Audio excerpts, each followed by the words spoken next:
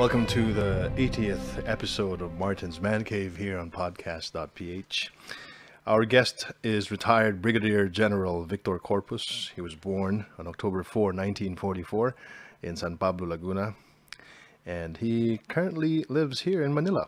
He finished his elementary and secondary education at the De La Salle University and took up his master's degree in public administration at Harvard University in 1990. He also graduated at the Philippine Military Academy in 1967.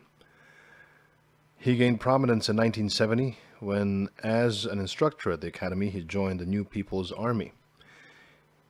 But he became disillusioned with the Communist Party of the Philippines leadership and surrendered to his mista in 1976. He was tried by the Military Tribunal No. 1 and sentenced to death by musketry with Ninoy Aquino and Bernabe Buscayno in 1977.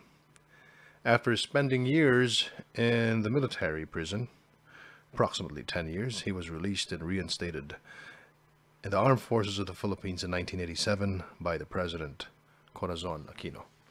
He held various posts in the Armed Forces of the Philippines during the 1990s and was eventually appointed Chief of Military Intelligence, or ISAF, by the former President Gloria Macapagal Arroyo. After retiring from the military, he was appointed as head of the Veterans Affairs Office in Washington, D.C. in August of 2009. His colorful life was made or produced into film in 1987, which starred the late Rudy Fernandez. He also wrote two books, The Silent War and U.S. Dim Mac Points, Unrestricted Warfare in the 21st Century. He received numerous awards such as the Distinguished Service Star, Gawad sa Kaunlaran, Military Civic Action Medal, Dean of Academics Awards, Aurora Aragon Quezon Peace Awards, and Certificate of Academic Excellence, and much more. Without further ado, General Victor Corpus. Thank you so much for accepting our invite to be interviewed and documented here inside Martin's ManCave on podcast.ph, the Lifecast. Welcome, sir. You're welcome, Martin. Before we talk about your adventures in life, can you please tell us something about your parents? Well, my father was an army doctor. He graduated at Ateneo and then took up medicine in UST. Eventually became the Army Surgeon General before his retirement. And my mother is a simple housewife. She took care of the family. Do you have siblings? Yes, I have one brother, Celestino, and two sisters, Catalina and Mary. Mm-hmm. And they're here in Manila too? Yes, Mm-hmm. all of them. All of them. Tell us about your elementary and high school days in La Salle. Well, those are one of my happiest days in my life. Mm-hmm. Mm-hmm. Kasi carefree Mm-hmm. and parang walang problema ang mundo. Mm-hmm. Mm-hmm. The situation is very ideal. Mm-hmm. So I thought then that society is like that in microcosm. Mm-hmm. But I was shocked when I saw the real world outside. Mm-hmm. And you saw the real world after the Philippine Military Academy or just before that? When I went to the Philippine Military Academy, that started my reawakening. Mm-hmm. Because before I graduated from high school, I asked my parents permission to join the seminary. I wanted to join the Jesuit order after reading that about the life of Saint or Father Damien of Mulucay.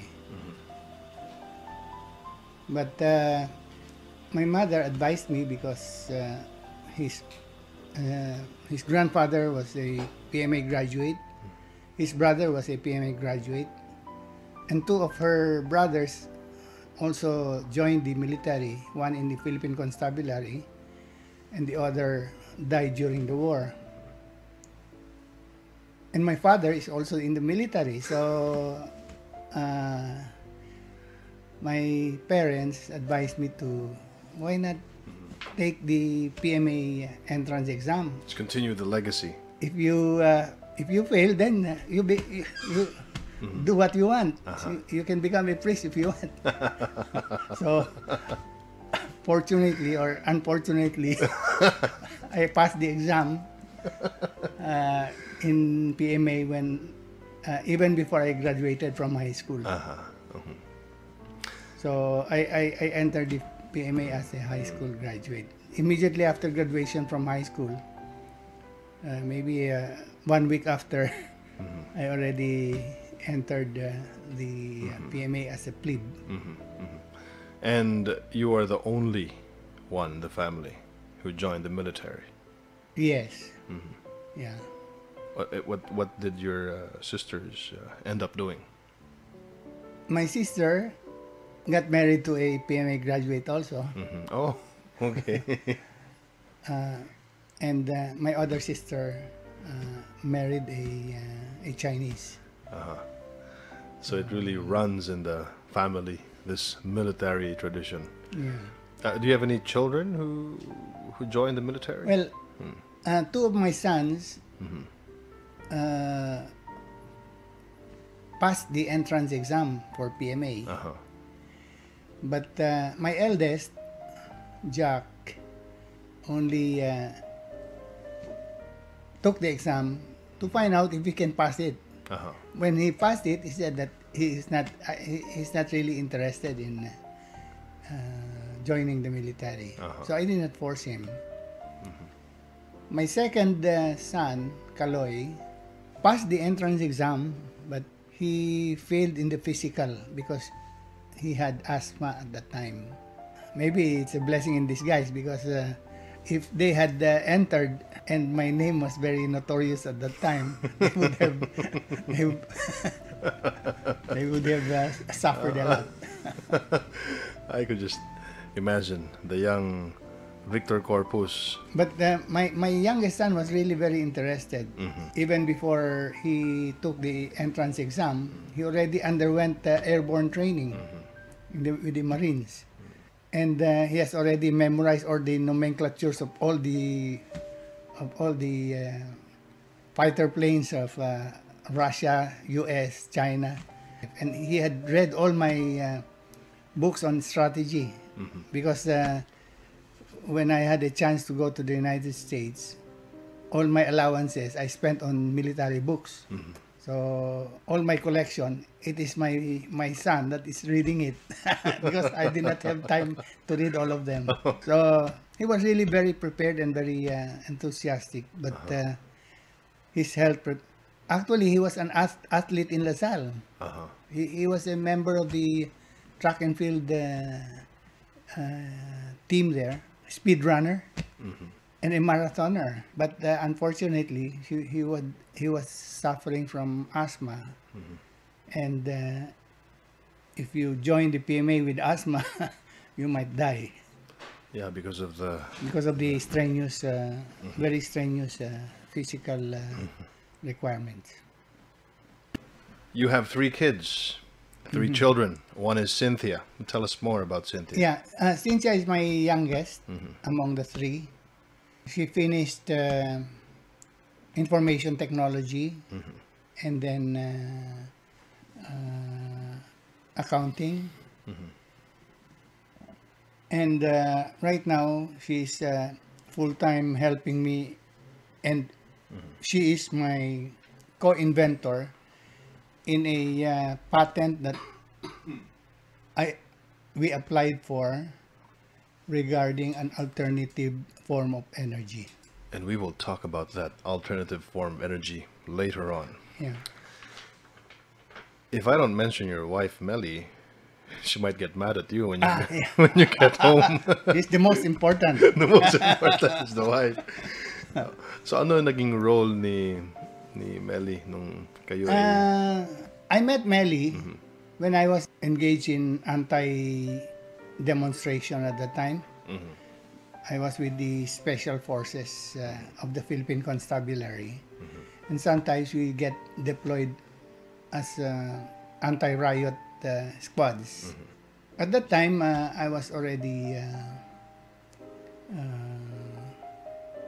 aware of what's happening in our society because of my education in Philippine Military Academy. She was a member of the Kabataan Makabayan at that time. But there was a split, and they formed the breakaway faction of Kabataan Makabayan, the Samahang Demokratikong Kabataan, or SDK. At the time led by Sixto Carlos. They demonstrate against American imperialism, feudalism, and bureaucrat capitalism. Those were the issues at that time. We were the ones assigned as anti-riot squads.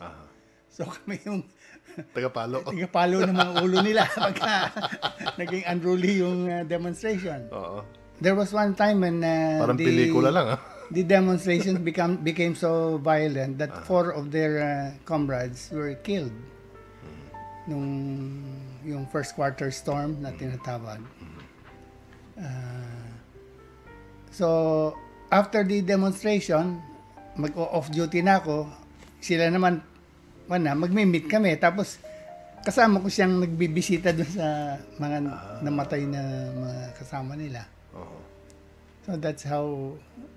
You met her during the demonstration. When was this? 1960? This was 1969. 69. So talagang by chance that you just saw her and you said, oops, I don't know. I was invited by Crispin Tagamulila to attend yung kanilang mga discussion groups at that time. So doon na nag-develop yung aming relationship.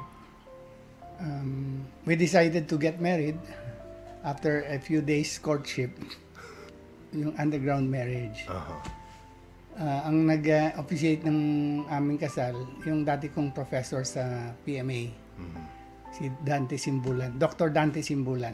So from LaSalle, you joined the Philippine Military Academy. Medyo nasa gobyerno ka nun.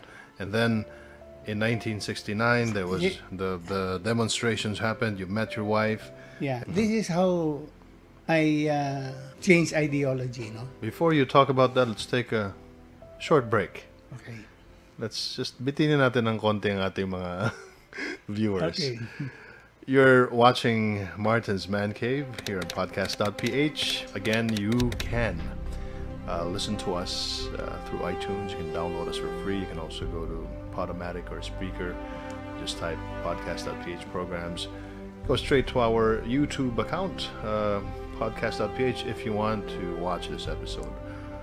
Or the best way, or the easiest way, probably just go to our website, which is www.podcast.ph, or our Facebook account, podcast.ph, and you can watch the episode with General Victor Corpus. Don't go away, we'll be right back.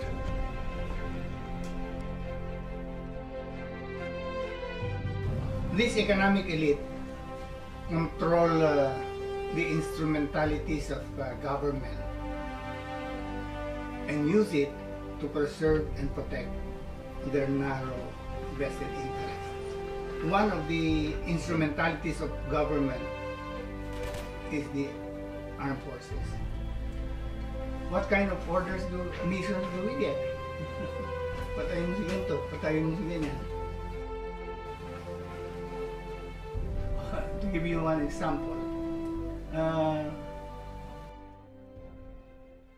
The former AFP General Victor Corpus, earlier on, before we took a break, we were about to discuss his ideologies, how he turned from a devout Catholic student, and how he moved to the Philippine Military Academy, and from the PMA, how he was able to imbibe that ideology and culture of the people back then who struggled against the government. Sir, tell us how it developed. Okay, I was able to enter LaSalle by accident, literally. Kasi I was enrolled by my parents in the post school in what was then called Fort William McKinley. That became Fort Bonifacio, because my father was a military officer, a military doctor. While playing in the playground, there was that slide that you climb and then slide down. But instead of sliding down, the one following me was maybe in a hurry. He pushed me. And instead of sliding down, I fell to the ground from the top of the slide to the ground and lost consciousness. And I only woke up when I was already in the hospital. And because of that incident, my mother pulled me out of the school. They decided to enroll me in LaSalle. But they had to sacrifice a lot to be able to send me there. So I really thank my parents for that, because I learned a lot from LaSalle. Yung moral upbringing, my moral upbringing was all because of my education in LaSalle. When I was already leaving for the PMA at that time, one of my teachers then, Brother Bonaventure Richard, he wished me luck, but he said that the Philippine Military Academy can either make you a man or destroy you. On my fourth year, I really exerted all effort to study, and I was able to catch up and eventually graduated number 3 in the whole class. I was given the bronze medal for general excellence.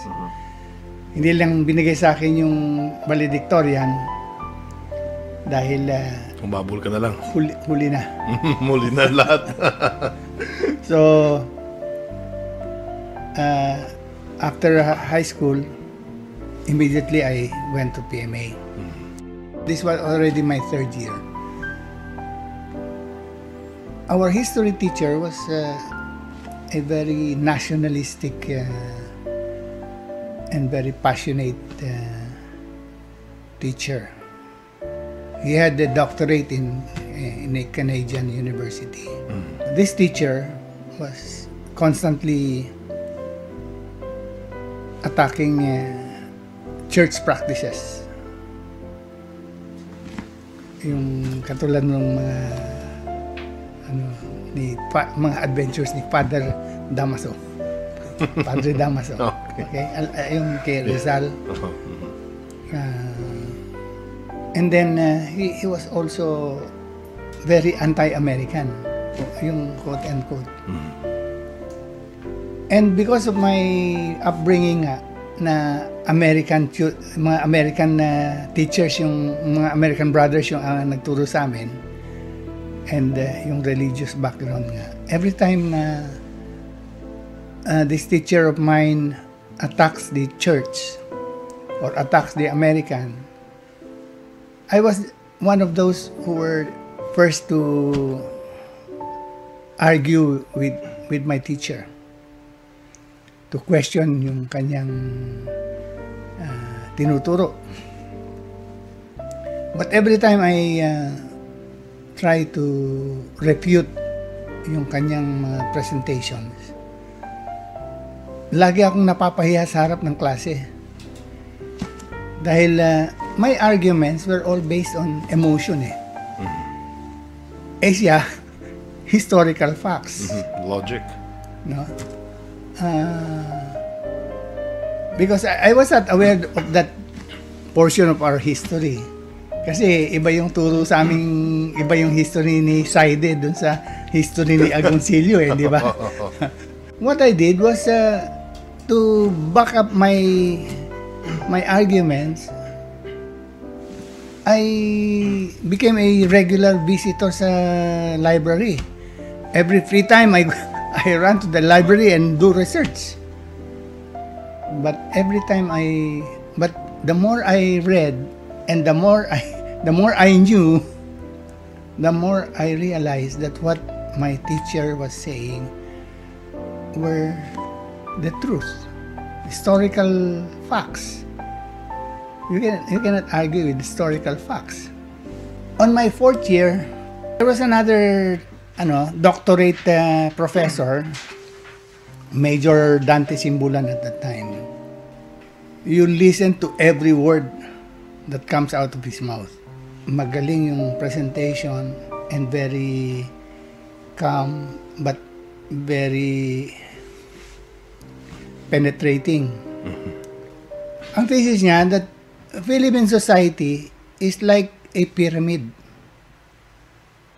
That on top, you have 0.1 of 1% or 100 families controlling practically the entire wealth of the country. Controlling land, most of the land, which is the basic means of production. This elite few not only controls economic power, but they also control political power. Because economic power begets political power. And they use this political power that they monopolize to protect and preserve their narrow class interest. This economic elite control the instrumentalities of government. One of the instrumentalities of government is the armed forces, the police, the courts.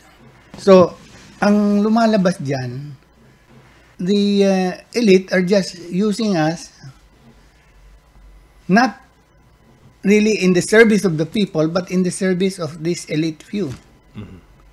Ganun magiging feeling mo. Based on that theory. Doon nag-umpisa yung aking kamulatan. We are not really serving the interest of our people, but we are serving the interest of a chosen few in our society, or the vested interest of a narrow class. I'll give you some examples that convince me that we are just a tool of the elite. When I was assigned in the Special Forces, Philippine Constabulary, I came from the Army. After our Special Forces training and airborne training, I suddenly received an order saying that I'm being transferred to the PC. I didn't want to enter the Philippine Constabulary. Why are you ordering me to go there against my will? So I requested General Headquarters to transfer me to the Philippine Navy instead if they want to transfer me. But my request was denied. So I was assigned to the Special Forces of the Philippine Constabulary. At that time, the head was Orlando Dulay. I later found out that the people that we are going to train are people from the private army of doon na reinforce yung perception ko na ginagamit lang kami ng mga naghaharing uri para for their own selfish interest. Why are they going to use us to train goons? Actually, they were goons, mga private armies. And the funny thing is that their firearms are more modern than the firearms in the armed forces. More sophisticated, We were only using Garand at that time, carbine and Garand. They were already using M14 and M16 and M79. Then, what kind of missions do we get? Patayin mo si ganito, patayin mo si ganyan. Ganon, Isang mission na binigay sa amin, kasi isang piyesta sa Pamplona, Cagayan, yung mayor doon, nagpapaputok ng baril. Yung sa ere. Indiscriminate firing. Indiscriminate firing. Sinitas siya nung 2 tao namin. Yung bodyguard niya, pinaligiran yung tao namin. And then, nawala na lang yung tao namin. Yung pala, linibing na nila. Diyos ko po. Okay. So, itong CEO namin, nung nalaman yung ganon, they sent mga special forces teams to hunt down the mayor. And then, isa ako doon sa pinadala na patayin yung mayor. But alam ko naman yung illegal order sa siyempre, I did not participate. Instead, ang natagpuan ko doon yung unang naging girlfriend ko. Isang doktora sa Pamplona, Cagayan. Si Wilhelmina or Wilma Aquino. Ibang putukan yun. We were already engaged to get married. Sabi niya, 2 taon lang, I will specialize on yung kanyang sa medicine. And then come back after 2 years. At that time, meron ng first quarter storm. Nabaling naman yung attention ko kay Meli dun sa yung mga aktivista. So, iniisip ko kung since I was already decided on what to do. Kasi sabi ko, I will devote my life to the effort in changing our status quo. The struggle. Or changing our what I see as a rotten system. Doon nga sa unit namin nag-umpisa yung mga salvaging. Doon nauso. Special forces, yeah. Doon nauso. Yeah. And that was 1968? 69. 69. O 68, 69. Ganon, nag-umpisa. Yan, yung Jabida affair. Kasi yung mga members ng Jabida, mga roommates ko, they were inviting me to join the Jabida. Sila, Sina, yan? Yung head doon si Martin. Abadilla. Sina... Kabats mo si Abadilla. 2 years ahead sa akin. Pero roommates mo sa... Roommates ko sa Special Forces. So, when they come back from their mission, nagkikwentuhan kami. So, alam ko lahat yung nangyayari dun sa kanilang mission. Corridor. Pwede bang talakayin dito yan? Pwede naman. Ikaw nang bahalang mag-edit, no? Kasi this is history Water under the bridge na yun. And you cannot hide from history. Ang nangyari dyan, gusto nating get back Sabah. Nag-organize itong Jabida na mga Muslims, Mga tausog. Headed by mga PMA, mostly mga PMA Special Forces, trained. Mga kasamahan mo. Yeah. Kasama ko doon sa Special Forces. Buti na lang hindi ako napasama. Iba yung nautos. Ang plano nila is to infiltrate Sabah. They commit atrocities in Sabah. The Muslim participants were revolted with what they were doing to their fellow Muslims. Some of them wanted out. Isang classmate ni Abdillah, kinampihan yung mga Muslim. So, pati siya, pinatay. They were training Diyan sa during that time sa Corregidor. Corregidor. So the Operation Merdeka did not push through. Naka-infiltrate na sila. Naka-infiltrate na. Oh, bumabalik dun kasi nandoon yung kampo nila sa Corregidor. So that's the part of history that was not mentioned. No. That's the missing part of history. Yes. I produced a story with TV5 about the Operation Merdeka.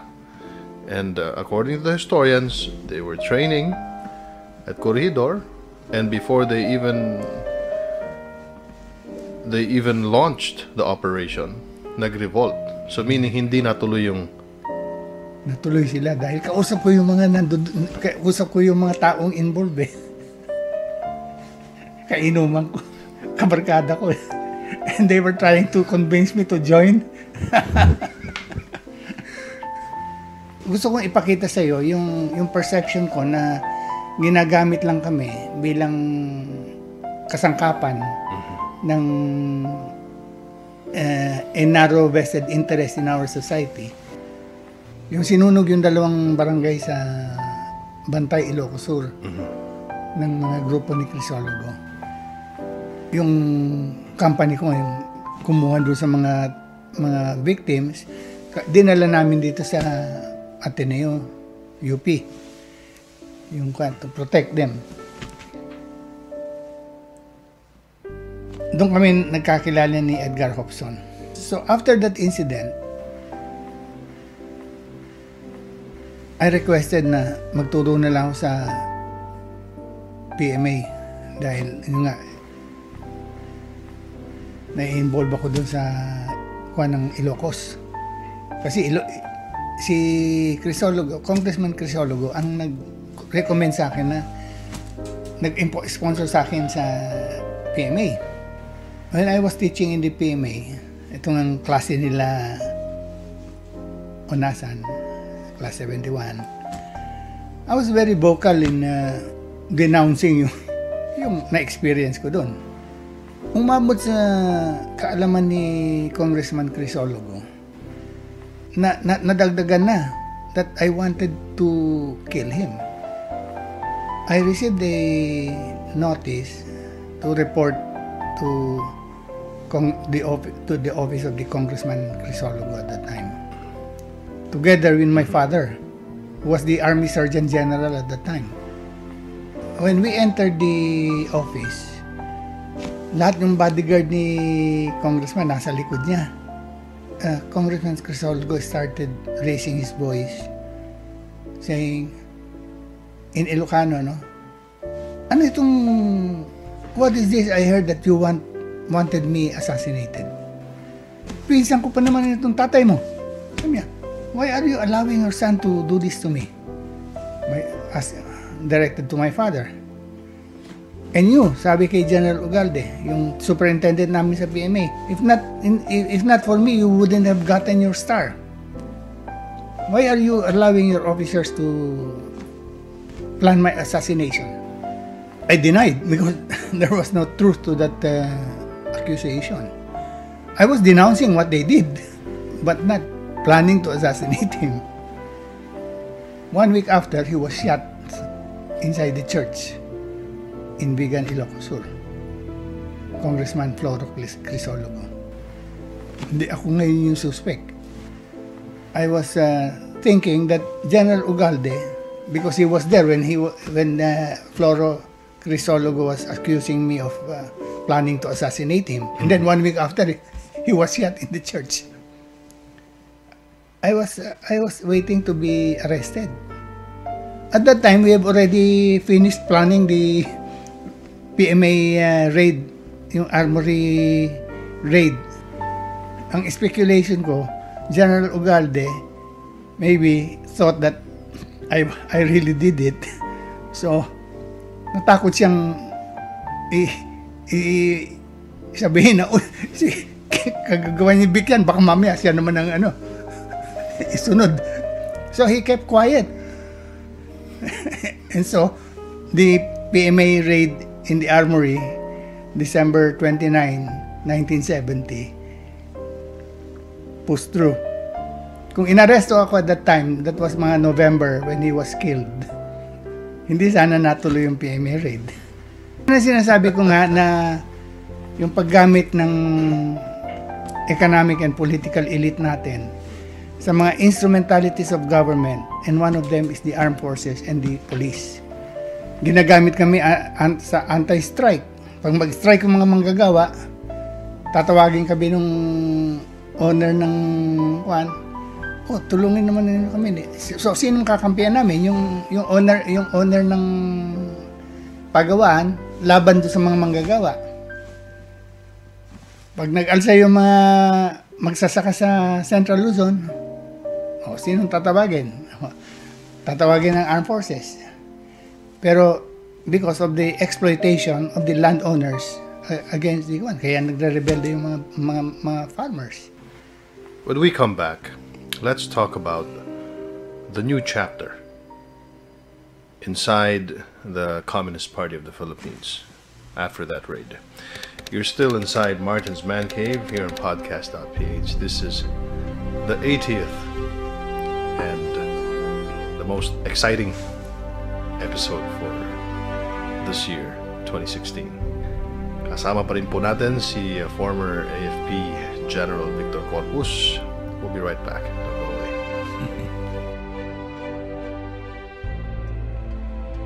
Let's go back to the NPA days. Yun, mahalaga. Lima, makikikain kami sa bahay ng isang civilian. Tawag namin doon, masa. Kasi yung ating sistema, sasabihin namin, parang ganito. Ganyan ang sistema natin ngayon. Maraming mga incidents yung nangyari that led to the eventual leaving of the movement. Ang unahing dahilan ay yung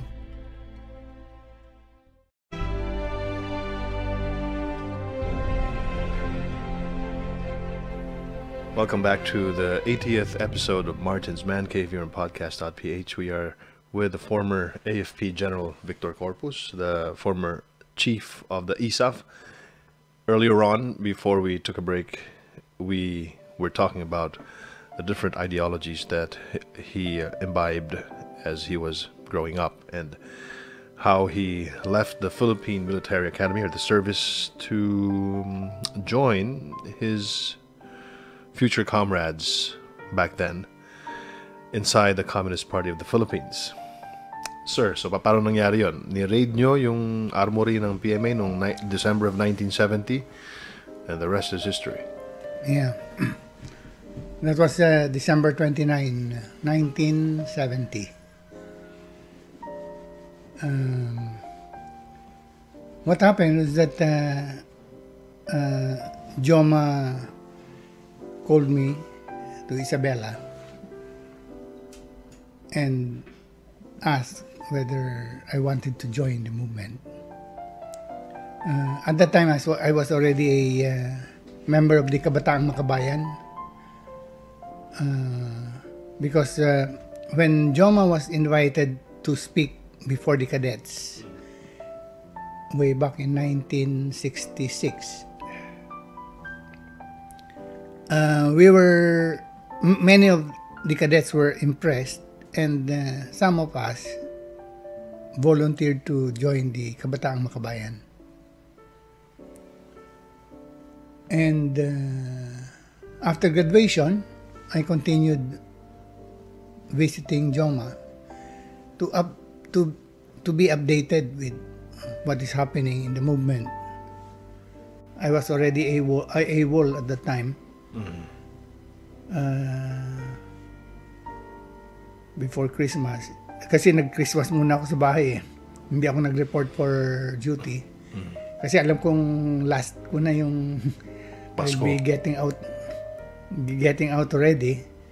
I wanted to spend Christmas with my family, so hindi ako nag-report for duty sa PMA, and as punishment pag-report ko, sabi, okay, you serve as officer of the day on this date as your punishment. So, doon namin isinagawa yung raid sa Philippine Military Academy Armory. So, I was the officer of the day at the time. So, masaludo sa akin lahat. So, it made our job bloodless and easy. Anong rango mo nun, sir, nung panahon na yun? I was then a first lieutenant already. From second lieutenant, I was promoted. I was just promoted to first lieutenant. At that time, I was teaching political science in sa mga first class cadets o yung graduating students. Yung sa class nila Honasan at nila Ping Lacson. Sino mas magaling? Si Ping o si Greg? Pareho. Okay, for the record, ilan yung nakuha mong baril? O nakuha niyong baril? Mga 43 firearms yun. 43. Ilan yung nireport? Ganon din. 43. So, hindi finabricate yung report na yan? Hindi. Sino yung mga kasama mo? Sino yung mga kasama niyo? Ang kasama ko nun, puro mga alias sina Kamar Singh, Kanik, Kumander Pusa. Si Kumander Pusa, siya yung nakakaalam ng Plaza Miranda bombing. So, puro ito rebelde o meron ding mga PMAer? Puro mga rebelde to. Yung Puro mga squad leaders sa puro select mga squad leaders. And you guided them? Yeah. Inside the campus? Yeah. They stayed in my quarters. Tapos, yun. And that was the biggest story of the day. Yeah. For weeks. It became the story of the year. When you look back, I mean, you're laughing and you're just smiling. It seems like it brings back a lot of good memories. Yeah. If I were to live life over again, based on the circumstances at that time, I will surely do it again. Pero anong pagbabago? Na-involved din kasi ako dun sa smuggling ng firearms from China na mga M14. Nung na-intercept yung firearms from karagatan, yung galing sa China, yun ang binigay sa PMA to be used by the cadets. So lahat ng gamit ngayon ng kadete, yung mga mas bago. Mga bagong firearm galing sa China. So dapat yun ang mga baril nyo sa Communist Party. Yeah. Sa inyo dapat yun, na-intercept lang. Yeah. Bring us back to that experience. How was it? Yung experience by the second, by the minute, by the hour, what was going on inside you? At that time, I was imparting what I feel and what I think to the cadets. Kaya medyo naging controversial yung kwan. And yun yung klase nila Hunasan na naging rebelde. Sila yung nagrebelde nung yung EDSA 1. No, that was the result. Because I continued imparting to them yung natutunan ko kina Major Pobre at saka kina Major Simbulan. Both doctorate yun. Dr. Pobre and Dr. Simbulan. And both were PMAers as well. Yes. Class 52 both. So, somehow, naging part ako ng radicalization naman ng Class 71 because I handled their class when I taught comparative government, political science. It's really a cycle, no? It gets passed from one generation to the next. From Major Simbulan, na ipasa sa'yo, na ipasa mo kay Greg Hunasan. Sa Philippine Military Graduate, ikaw yung unang tumiwalag. Ikaw yung unang nagrebelde. Ikaw yung original. The real McCoy. After the EDSA Revolution yun eh. Di release yung mga political prisoners. We were released. Bigyan na amnesty si Presidente Aquino. Yes. Kasama ka doon. Kasama ako doon. Tapos nagparty yung RAM sa bahay namin.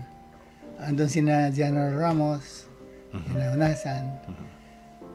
So, ang usap-usapan doon sa party, si Vic naman nangunad doon sa pagre-rebelde sa sa sistema eh. Bakit hindi natin siya ibalik? So, nagpetition yung class namin na ibalik ako sa Kwan. Kasi ang mga heroes at that time were the rebel soldiers. Sabi, ito si Vic naman siya naman ang naunang naging rebel soldier. Bakit hindi natin isama sa ibalik sa armed forces? You hold that distinctive title of being the first. So, nagpetition yung class namin na ibalik ako. Pinalo up ni General Ramos.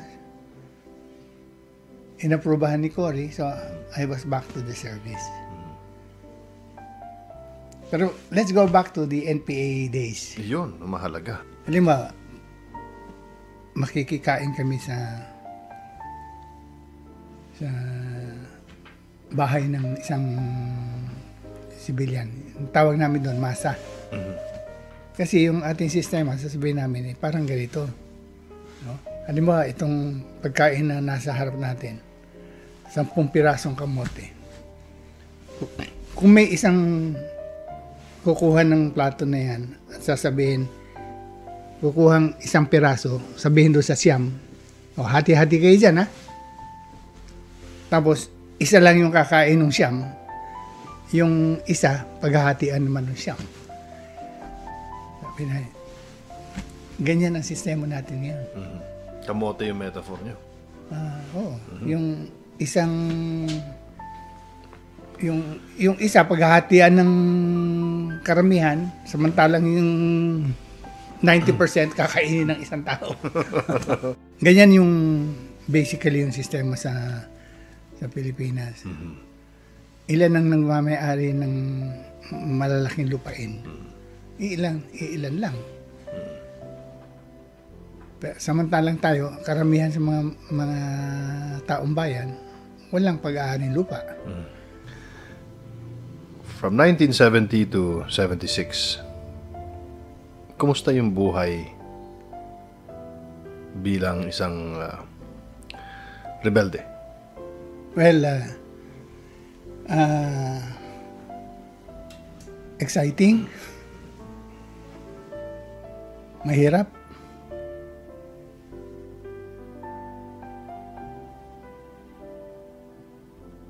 at matitikman mo lahat ng klaseng pagkain. Ahas, sawa, bayawak, daga, grubs, o yung uod na puti na galing sa ilalim ng lupa, pawikan, musang, mga wild chicken, mga isda.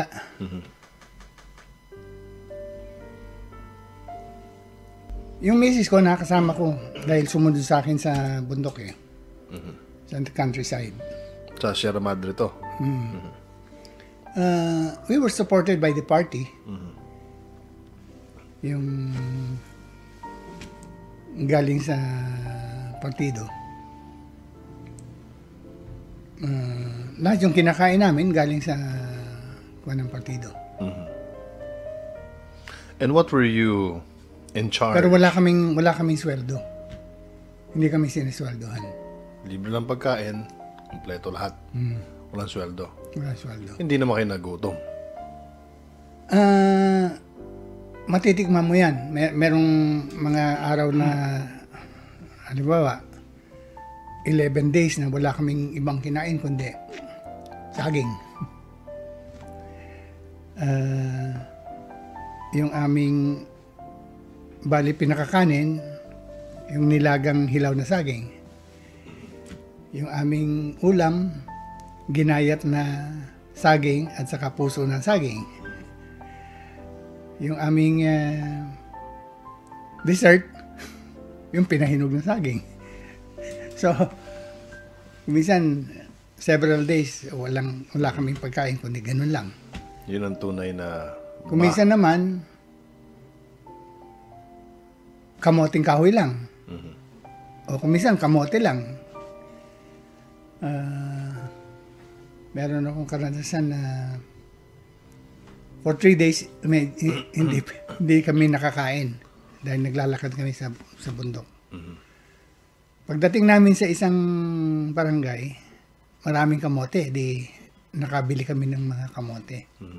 Sa gutom namin, yung palang kamote, pag nasobrahan ka, parang bato na linagay sa tiyan mo. Constipation. Lahat kami tumatakbo sa banyo, kinagabihan. Hindi pala constipation, talagang LBM. Merong time naman na nakakain kami ng poison na mushroom. Ganun din, nag-LBM kami lahat doon sa kampo. Nabanggit nyo kanina na you were, disillusioned by the entire system that you thought was designed to work for the narrow interest of the few rich people who controlled our economy and our government. Kaya kayo lumabas sa serbisyo at umanib kayo sa NPA. Nung nasa loob na kayo within those 6 years, because there was a time that you actually gave up the fight and you surrendered to your mista. What led to that? Maraming mga incidents yung nangyari that led to the eventual leaving of the movement. Ang unahing dahilan ay yung Plaza Miranda bombing. Nagkakaroon kami ng mga discussion group to discuss yung dialectical materialism, historical materialism. Si Joma yung sa amin, nagle-lecture. Yung ideological basis ng aming pinaglalaban. Teorya ni Joma, we don't have to wait for these revolutionary leaps in the process of historical development. But we can create the situation ourselves. Maliit pa lang yung movement. So, how can we create that parang revolutionary tide? Yung elections. Nationalista versus Liberal Party. This was 1971. Anyway, sabi niya, the Liberal Party and the Nationalista Party are like two sides of the same coin. They are both parties of the elite. They are both parties of the ruling class, our enemy class. So kung pag-awayin natin to, it will benefit the revolution as a whole. Supposing may mangyaring incident sa yung meeting de avance ng isang partido, mag-aaway yung dalawa. So pag nag-aaway yung dalawang naghaharing uri na partido, it will weaken the ruling class as a whole and hasten their downfall. The Liberal Party will accuse the Nationalista. Nationalista Party naman will adopt repressive measures against the Communist Party because tayong ibe-blame niyan. And the greater the repression, the greater will be the resistance. Lalong yun ang magkikreate ng revolutionary leap in the process of historical development. Because the greater the repression by the government, dadami ang rebelde. At that time, kukunti lang kami, mga 9 na squad lang kami. Tapos ito yung parating yung armas. na ilang libo yun. Mahigit 2,000, 2,200. Okay. Yung mga smuggled na armas na... Yung sa galing sa China. Okay? Kasi naplano na rin yung pagdating ng armas eh. Pero ang problema, walang hahawak ng armas. Walang sundalo. At yun nga ang nangyari. After the Plaza Miranda bombing, anong nangyari? Marcos declared the suspension of the writ of habeas corpus. Ang daming mga pinaguhuli. Ang daming nagtakbuhan underground. Even Edgar Hobson, na moderate, sumama sa Communist Party. Sumama sa movement. Sumama sa armed struggle. What was your role inside? Ako yung sasalubong ng mga armas. Ikaw rin ang gumawa ng... Yung karagatan. Military training. Ikaw rin ang gumawa. Yes. Ng NPA.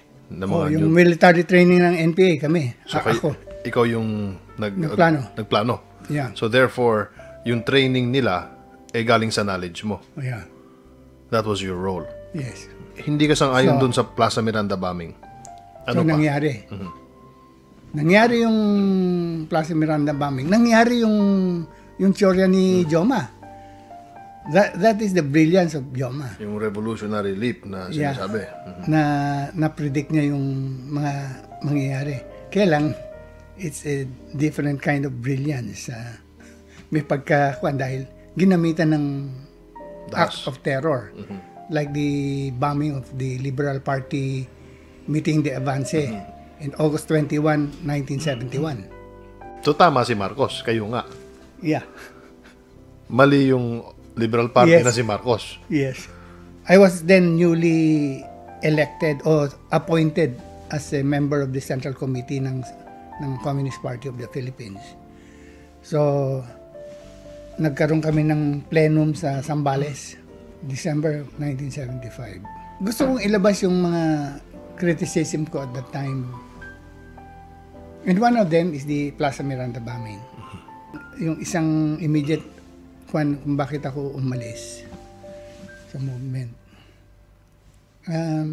I was leading a group of armed men to open up a new base area in the boundary of Aurora, Quirino, and Nueva Vizcaya.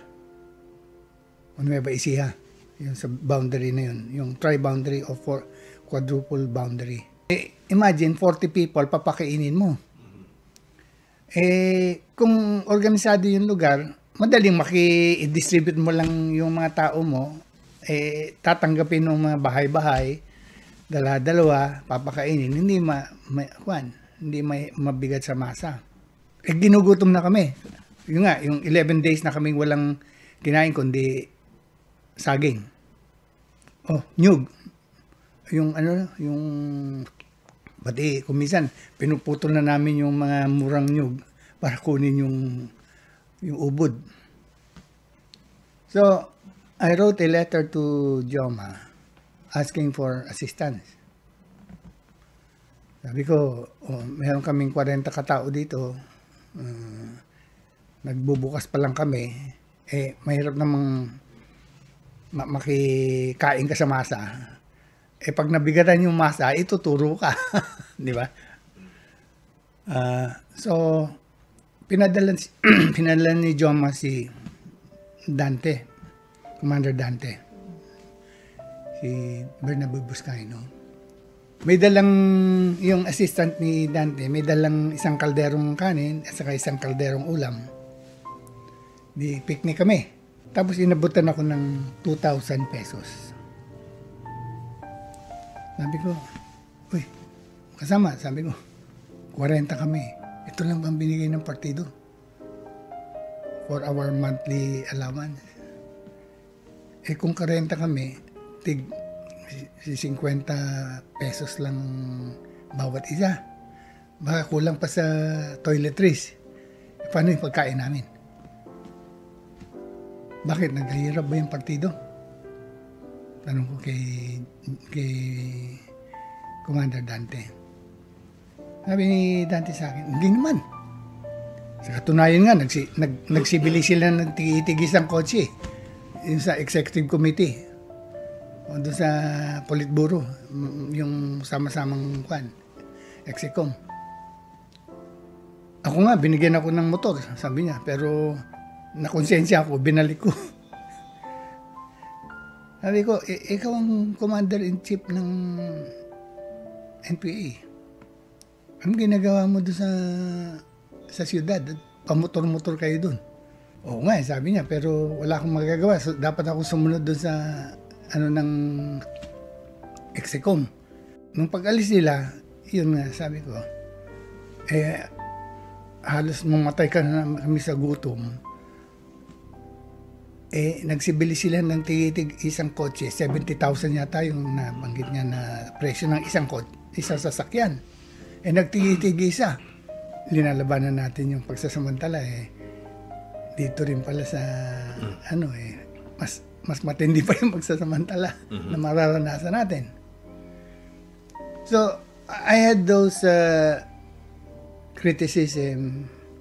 Tapos yung nangyari sa karagatan, inassign sa amin na puntahan na pagsasalubungan ng armas, daungan ng mga magsasaka, ng mga mangingisda. Di, malalaman ng buong bansa na may gagawin kami doon. Kaya nabulgar yung yung karagatan. Kasi, it was their duty to make prior reconnaissance bago kami inassign na pumunta ron. And then yung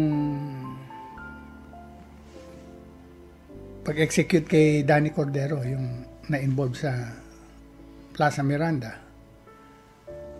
we were establishing mga food caches along the parang Ho Chi Minh Trail na going to the Pacific Ocean, crossing the Sierra Madre Mountains. So, naglalagay kami ng food cache para pagdating ng armas, i-relay nilang na papuntang Isabela yung mga 2,200 firearms. And after that, meron pang dadating, sana. Itong mga nasa Kapatagan, sina Danny Cordero, they thought na bakit yung supply lahat pupunta dun sa bundok, sa gubat. Walang naiiwan sa atin. Yung naiiwan sa atin yung mga low class na sigarilyo, lahat ng mga Marlboro pupunta dun sa papasok sa lahat. No? Lahat yung mga dilatang masasarap papunta dun sa Hindi nila alam na nagkakasya. Hindi naman pwede sabihin sa kanila, may dadating na armas at mag-aano tayo dyan. Maglalagay ng mga food cache. Akala nila, nagpapasarap kaming mga nasa gubat. No? So, parang nagkaroon ng rebellion against the leadership. Nag-agitate ngayon to si Danny Cordero. May leadership quality to siyang parang ng leader ng KM sa Caloocan Siya din ang parang pinaka-leader doon sa Plaza Miranda bombing. Nung nagkaroon ng plenum na ganyan, yung isang member ng Central Committee, si Cap Peter, yung si Ruben Guevara, so natunugan niya itong parang pag-aalsa ng mga kadre. I-convert niya ngayon itong plenum, regional plenum, into a military tribunal. And Danny Cordero was tried and he was sentenced to death. Yung si Kabining, si Elizabeth Principe, na nag-o-oppose dun sa death sentence, siya yung inatasan na mag-execute dun kay Danny Cordero. Nung bago siya barilin, sabi ni Danny Cordero, mga kasama, wala talaga akong kasalanan dyan. Sa katunayan, I'm very loyal to the party. And the party entrusted me with a very delicate mission. And what is that? Sabi, tinanong siya nila Ruben.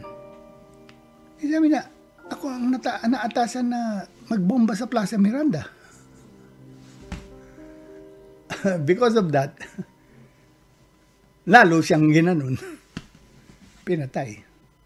So, with that at the back of my mind, Nung nagplenum naman kami sa Zambales, gusto kong ilabas yung aking mga puna. Dito yung mga nabanggit ko sa iyo. Yung nabanggit ko na ng una.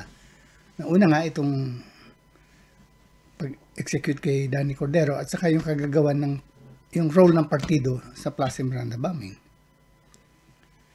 But kung ilalabas ko yun, and other mga puna na marami din, mahaba, ano ba, yung mga indiscriminate killings, maaaring mangyari din yung nangyari sa akin kay Danny Cordero. Kinimkim ko yung aking mga puna. Hindi ko na nailabas. Until at the end of the plenum, I was assigned to Mindanao. Magsasama-sama na kami doon ni Rolly Quintanar. Si Rolly Quintanar ang aking political officer doon sa Karagatan. I decided na dumaan ako sa bahay para makita ko naman yung anak ko. Kasi 5 years na yung anak ko. Napanganak nung December 10, umalis ako December 29 noong 1970. So, 19 days pa lang yung anak ko, iniwan ko na sa mga magulang ko. So, nakapasok ako na walang nakakaalam sa bahay. Pagpasok ko lang sa bahay, meron akong narinig na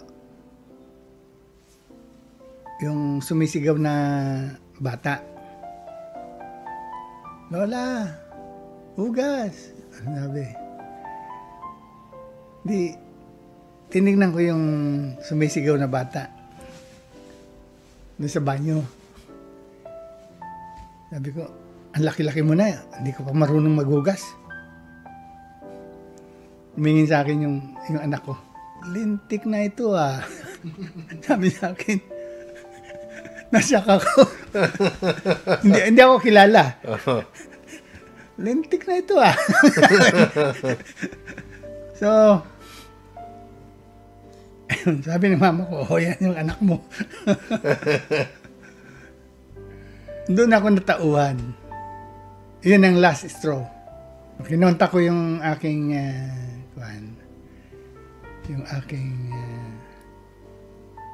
Mista. Sa PMA. And sabi ko na gusto ko nang bumalik. Ayun, inayos nila hanggang pinagsama kami ng misis ko doon sa kanyang detention center. Detention area. Doon, nagsama na kami. Nauna for 10 years. Nauna siya ng 3 taon. Nauna siya nahuli. Yeah. Meron akong nakalimutang gusto kong banggitin na istorya. Nung papunta yung grupo namin sa sasalubungin yung mga armas from Jones Isabela to dun sa Pacific coast ng Isabela sa Digoyo.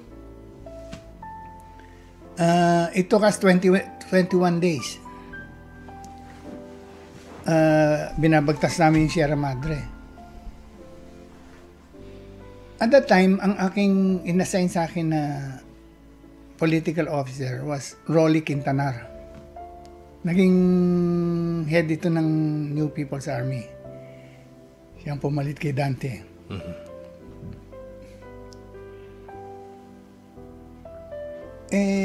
Nung paalis na kami, natinik yung paa nitong si Rolly. Namaga. Hindi niya ngayon maisuot yung boots niya. Sabi ko, kasama, mabuti siguro magpaiwan ka na lang.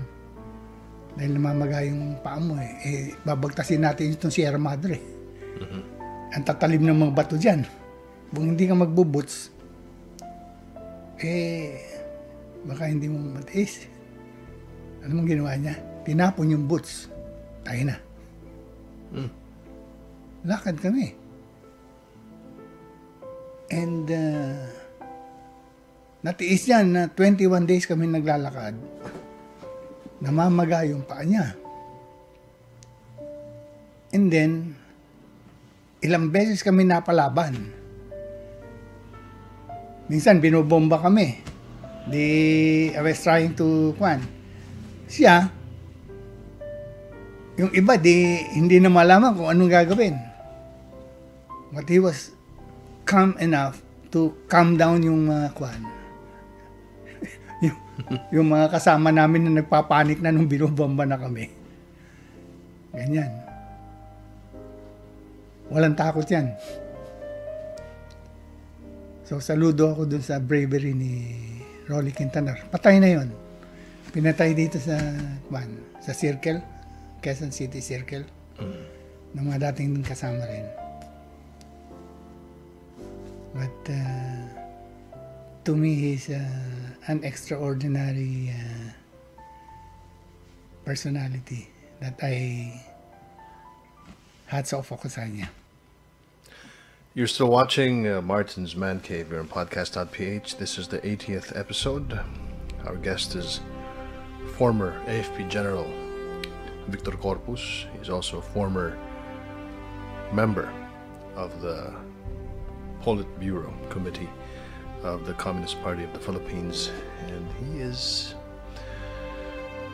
narrating to us his story, starting from grade school to high school to PMA, and how he joined the struggle to topple the government of the Philippines.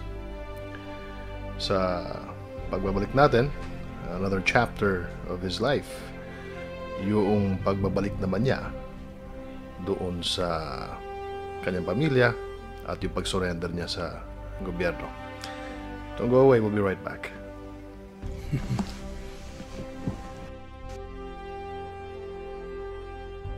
Address to President Cory to accept me back in the service. Hindi ako sumang-ayon dun sa kanilang planong maglunsad ng coup laban kay Cory. Kung gusto natin ng tunay na pagbabago, pwede natin makamit itong mga necessary reforms sa society.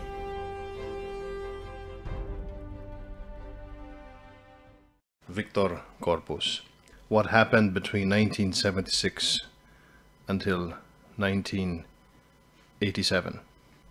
Nag-surrender ako noong 1976. I was detained together with my wife dahil nauna nang nakadetain yung wife ko ng 3 years doon sa Military Security Unit or MSU ng Philippine Army. That's the parang doon detainees like Ninoy Aquino, like Dante Buscayno, like Joma season. So doon ako sinama. Pinagsama kami nung misis ko. We were tried by the military tribunal, Military Commission number 1. And was eventually sentenced to death by musketry. Sino-sino kayo? Ang kasama kong sentenced to death is Ninoy Aquino and Bernabe Buscayno, alias Commander Dante. Tatlo kayo? Kasama yung asawa nyo? Hindi. Tatlo lang Tatlo kayo? lang kami. Nagkasakit si Ninoy, pinadala, pinagamot sa Amerika. Eh nung gusto na niyang bumalik, sinasabihan siya, wag nang bumalik. Diyan ka na lang. But he was insistent.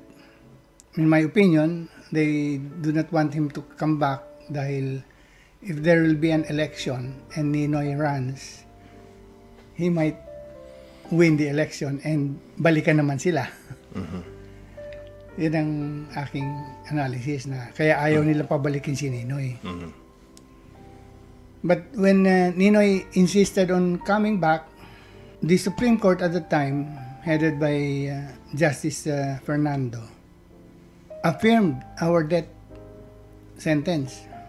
That was 1 week before Ninoy Aquino returned. Siguro to convince him to Not to return. or else He'll be shot. You will be shot legally. Legal. So, kinabahan ako noon dahil sabi ko, naku, mukhang they will get rid of Ninoy the legal way. Damay kami doon. Hindi Buscayno. Di ba? So, doon talaga ako kinabahan dahil mukhang ito yung plano. And palagay ko, kung ganun ang nangyari, hindi nagyari yung EDSA. Dahil may legal basis eh. Although, alam natin na lutong Macau yung trial. But, siguro, may ibang mga nagplano na tinira na lang siya sa tarmac. So, nangyari yung EDSA. Nakalimutan na yung death sentence namin. Dahil patay na si Ninoy. And after the EDSA, pinawalan na kami. Tapos, nag-party yung RAM sa bahay na sabi nila na, si Corpus naman ang unang rebel soldier. Bakit hindi natin tanggapin uli pabalik sa armed forces? So gumawa ng petition yung mga classmates ko to Cory, addressed to President Cory to accept me back in the service. Tinanggap naman, but after that nagkaroon ng mga series of coup d'etat. Na-involve ako doon dahil inimbita ko doon sa special study group that is headed by Gringo Onasan doon sa SND. Pero hindi ako sumang-ayon doon sa kanilang planong maglunsad ng coup laban kay Cory. Got out of that group, informed Ramos doon at saka si De Villa, the chief of staff, about the plan. We opposed yung God Save the Queen. Napalaban uli ako dun sa grupo ng RAM. Because of that. So fast forward. You retired as the ISAP chief under President Gloria Macapagal-Arroyo. And looking back to what happened to your life, you opposed the government, you went back to government, and in the process you were given the amnesty by Cory Aquino. You were able to go back to service, and you retired as an AFP Brigadier General. Brigadier General. Napakaswerte niyo po dahil at the same time you were able to extensively study abroad. You were able to go to Harvard University and take up your master's in public administration and write your books. Ano po yung mga natutunan nyo during the past decades na masasabi nyo ngayon na sana itong chapter ng buhay na to hindi na nangyari to? Or meron bang chapter sa buhay nyo na kung ulitin lang, hindi nyo gagawin yung chapter lang na yun? Yung overall, yung lesson na natutunan ko sa aking mga experience. Kung gusto natin ng tunay na pagbabago, pwede natin makamit itong mga necessary reforms sa society, not necessarily using armed struggle. Kasi yung experience ko sa armed struggle, ang daming nagbuwis ng buhay, ang daming mga kasama na very sincere, very capable. Meron pa dyan mga magna cum laude, mga cum laude sa UP, sa mga matataas na kwan. Pero nasayang yung kanilang kinabukasan, nasayang yung mga buhay. Pero anong nakamit? Wala pa rin pagbabago, wala pa rin pag-unlad yung ating bayan. Ganun pa rin ang social inequality sa ating society.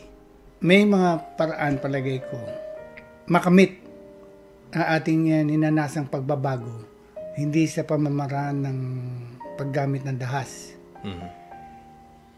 Katulad ng ginagawa namin ngayon sa renewable energy. Pagka naging tagumpay yung aming ginagawa, it will eventually change the face of Philippine society. that renewable energy that you have, and just to give people a slight hint of what it is, that is one element in our Mother Earth that we can turn into energy that has not been used yet. So abangan nila kung ano yun. Because we will discuss that project in another podcast called Bonfire Discussions. At the same time, busy rin kayo sa inyong sinusulat na military and economic and social theory about the West Philippine Sea, the South China Sea, and why China is doing this. Can you give our audience just a slight synopsis? Okay, yung nangyayari sa West Philippine Sea, yung issue na yan, is very critical, very pivotal to the future of this country. Sa ngayon, ang tingin ko doon sa pag-handle ng mga issues sa West Philippine Sea ay matinding kakulangan ng mas malayo at mas malawak na pananaw. Kung hindi natin makita yung lahat ng repercussions ng ating ginagawa at na magkamali tayo, mahirap ng mabago ng mga future generations yung magiging destiny ng ating bansa. Dapat mapag-aralan natin yung mga trends sa mundo. Ano ang trend sa Amerika? Ano ang trend sa China? Yung isa pabagsak, yung isa pataas. Baka ang makapitan natin yung pabagsak, lulubog tayo kasama ng pabagsak. Kung mali yung ating choice. At malalaman lang natin yan sa malalimang pagsusuri nung mga kasulukuyang nangyayari sa ating mundo. This is encapsulated in a journal, in an article, in a white paper that you wrote, the Heartland Theory, and you were able to elaborate the Heartland Theory. Tapos, i-explain din natin yan, pag-uusapan natin yan in another podcast discussion there in Bonfire Discussions. Lastly, sir, yung kamote, ganun pa rin. No? Siyam pa rin ang dun sa hasindero at isang kamote lang para sa uring manggagawa. Yung ipinaglaban mo noong 1969 at noong 1970 kayo umanib sa mga komunista. Ngayon, ganun pa rin. Hindi lang ngayon ganun pa rin, baka lumala pa yung social inequality. Katulad ng nangyari sa Amerika. Yung 1% enjoys everything, yung 99% walang naiwan. Thank you so much for your time, General Victor Corpus, and thank you so much for sharing your story, your life story, and Martin's ManCave, the live cast here on podcast.ph. Sana po ay huwag kayong manawa sa amin, sir. Mabuhay po kayo. Marami din salamat na naimbitahan ninyo ako dito, Martin.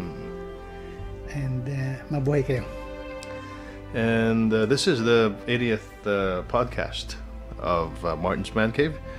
Maraming salamat. Thank you so much for joining us. And we'll see you in one of our platforms, either podcast.ph, Spreaker, Stitcher, Podomatic, and you can also download us on iTunes or YouTube or www.podcast.ph. Thank you. This podcast.ph presentation is supported by Martin Andanar's Homecast Studio and Audio.ph.